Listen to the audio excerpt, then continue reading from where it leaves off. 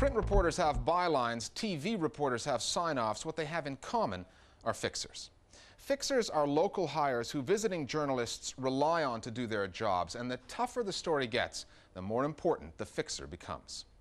Recently, our colleagues at Al Jazeera's Witness program aired a documentary on a fixer in Gaza who a few months ago found himself at the heart of one of the world's biggest stories. We've trimmed it down and we'll show you some of it now because the story of the Gaza fixer is worth a second look. This is the road to the Erez border crossing, dividing Israel and the Gaza Strip. This entrance to Gaza is one of the most heavily fortified and eerie frontiers in the world.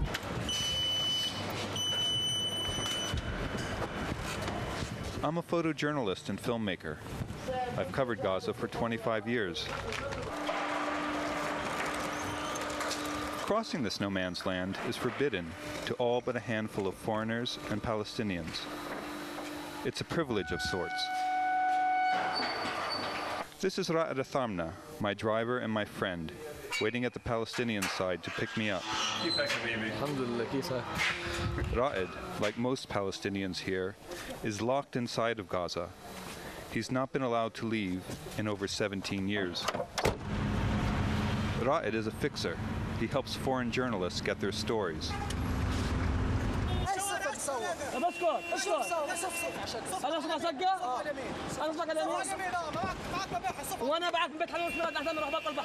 Ra'ed has saved me from stone throwers, wrestled angry men with machine guns, and gotten me places armed militants insisted were off limits, all without a byline or a bulletproof vest. Ra'ed is one of Gaza's unsung heroes of journalism. This land of scarcity and unemployment has two lines of steady work: the gun business and the news business.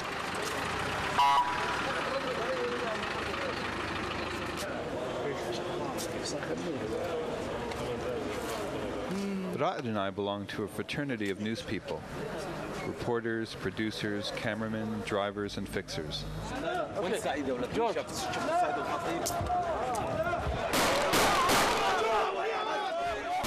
The cameramen shoot pictures for the Arabic satellite stations, as well as the Western news giants. The story today is the murder of 3 children on their way to school. It is unclear if they were accidentally killed in inter-Palestinian fighting, or if they were targeted as an act of vengeance against their father, who works with the government's secret police. My job is to keep the camera close to the funeral march. Ra'ed's job is to stay abreast of me and scout ahead for developments. On November 1st, 2006, we drive under bombardment to Beit Hanun. Israeli infantry have poured over the border, engulfing Ra'ed's town with the stated aim of stopping homemade Qassam rockets from being fired into Israel.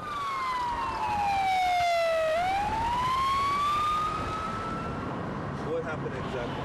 Israeli now destroys the houses, destroys the road, get inside the houses.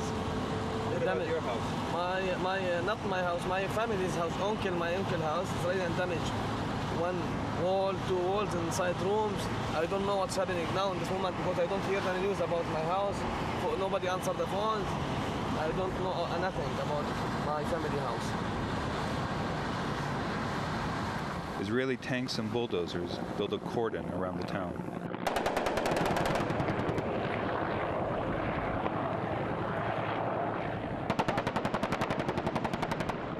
For the next 5 days, we try unsuccessfully to get inside besieged Beit Hanun.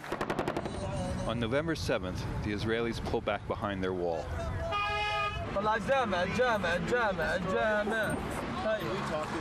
Yeah, this woman here.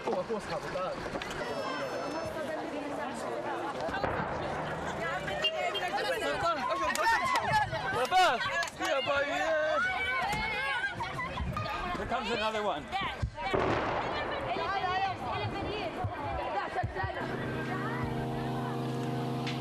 That night, I lay awake with the sound of Israel's unmanned spy planes circling overhead.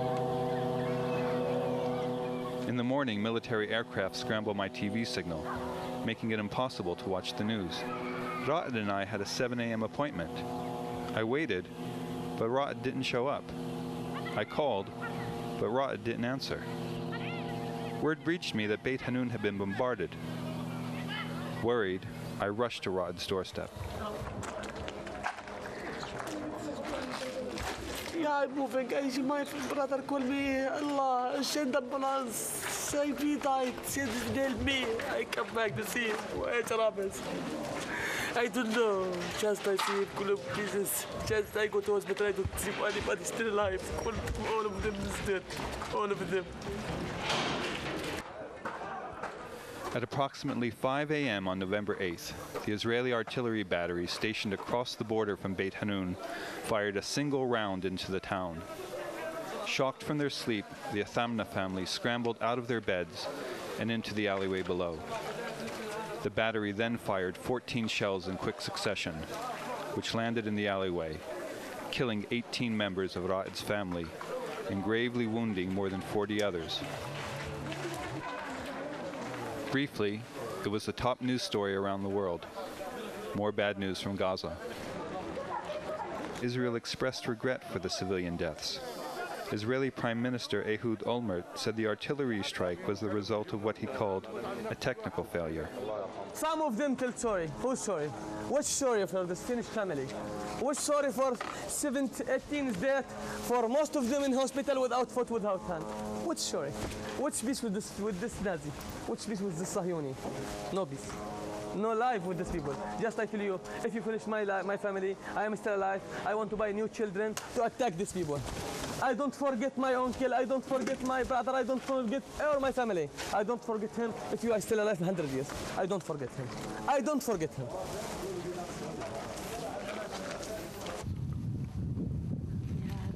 In the following days, the crowds and the cameras drifted away.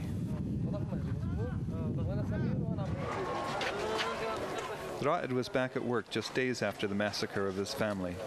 He had no choice.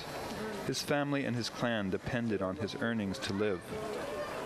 It's another tale of how the people of Gaza carry on despite appalling violence.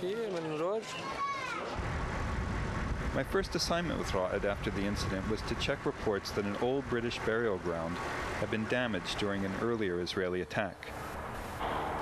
While I was filming the broken tombstones, Ra'ad drifted away. For a few minutes, I forgot about my assignment. In a world of violence, where peace is so rare, this was a moment I wanted to last. The news story could wait for another day.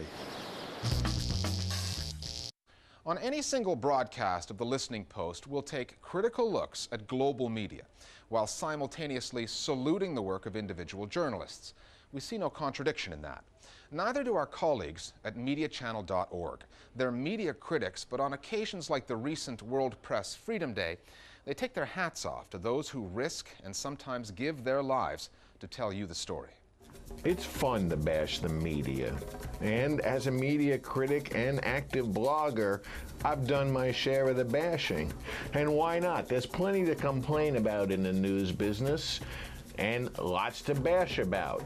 But it's also important to recognize from time to time that there are quality journalists out there who are doing their best to bring us the news that we can use and the news that we need.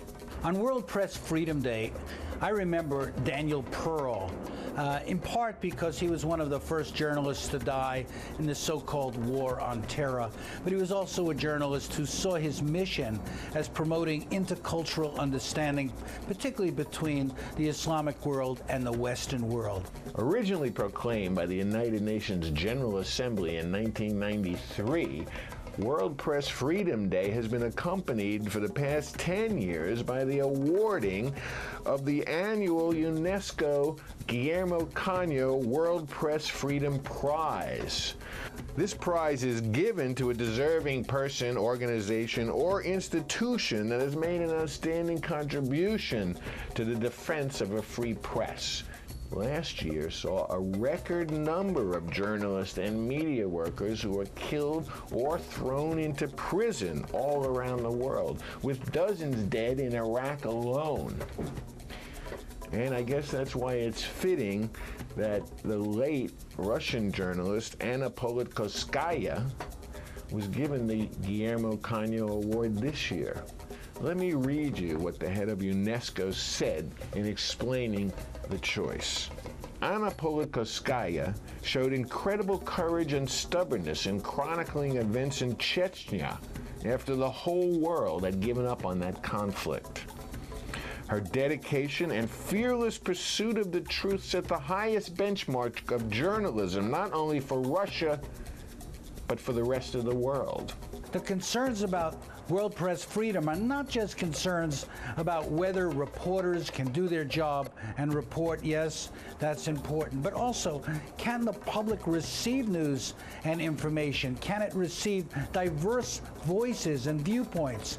Can it learn about the rest of the world? Can it trust the media? If you'd like to do a video blog or send us your thoughts as a Global Village voice, then just email us at listeningpost@aljazeera.net, and we'll find a way via webcam, plain old video, or even a camera phone to get you on the air. For 8 years now, some of the sharpest news satire on the web has come from the people at theonion.com. The newspaper version goes back to 1988, but the internet edition of the paper is what helped The Onion go global. Now it's moving into television, and the first TV offering is just what you'd expect from The Onion. It's a smart and funny take on the perils of 24-hour news. It's also our Internet Video of the Week. We'll see you next time at The Listening Post. We've got a breaking story out of Haiti, quite possibly the biggest development to come out of that nation in decades. We go now live to our correspondent, Don Abrams, who's standing by via satellite telephone. Don, can you tell us exactly what's taking place there? I am sending you some video images now that I have just taken with my cell phone. I'm hoping this can help clarify the situation here on the ground. An out-of-control riot is our top story from Haiti. It could be a celebration. Don? Lane, I was momentarily jostled by the crowd. People are moving toward the sounds you just heard. It may have been gunshots. A coup today in Haiti, of course. Or firecrackers. I'm definitely smelling smoke. We can now confirm that an explosion has... The smell of the smoke is delicious. It smells like beef or perhaps goat, Lane. And now I'm seeing people with food and drinks. Or a picnic. The people of Haiti have come together today to celebrate something. Possibly a festival, or a soccer player, or a coup.